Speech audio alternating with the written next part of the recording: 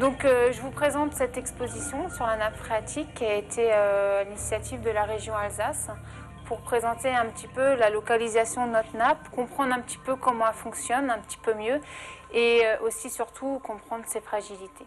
La Maison de la Nature de Mutterscholtz a ouvert le bal de ses sorties nature 2010 par une exposition sur une des plus grandes réserves d'eau souterraines d'Europe qui se trouve juste sous nos pieds, la nappe phréatique du Rhin supérieur. Les Alsaciens boivent en effet quotidiennement son eau sans réellement la connaître. On présente cette nappe phréatique par plusieurs modules.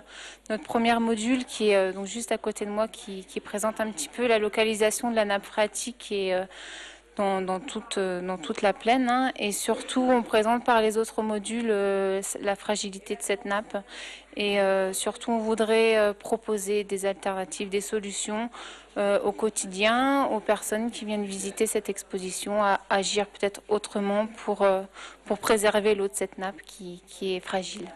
Une exposition très pédagogique dont l'ambition est triple. Faire découvrir la nappe tout d'abord, sa localisation, ses dimensions et son fonctionnement, le tout à travers des animations ludiques. Montrer ensuite comment elle se dégrade en mettant le doigt sur les principaux agents polluants responsables de sa dégradation, les nitrates et les pesticides. Enfin, faire comprendre l'enjeu essentiel qu'elle représente afin de donner envie à chacun de s'impliquer dans sa protection.